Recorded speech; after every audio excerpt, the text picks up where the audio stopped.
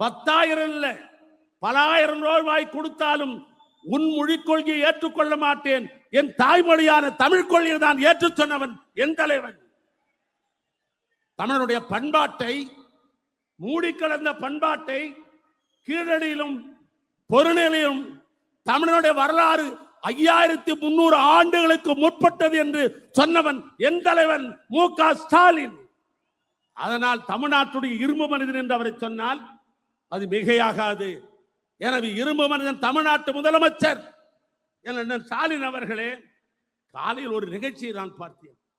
காலையில 19க்கு ஜோலார்பேட்டை ரயில்வே ஸ்டேஷன்ல அவர் இறங்கினார்.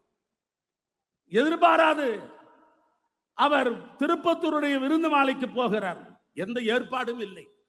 போகிற வழியிலே பாச்சல் என்கிற ஊரில் ஒரு 500 பெண்களுடைய காரை சூழ்ந்து கொண்டார்கள். சூழ்ந்து கொண்ட பெண்களுக்காக இறங்குகிறார். இறங்க உடனே ஒரு பெண் சொல்லுகிறது, 5000 என்பது எங்கள் வாழ்க்கையினுடைய ஆதாரம், 5000 என்பது எங்களுடைய வாழ்க்கையினுடைய ஆதாரம். அன்பு சகோதரர்கள் ஆனந்த கூத்தாடினார்கள்.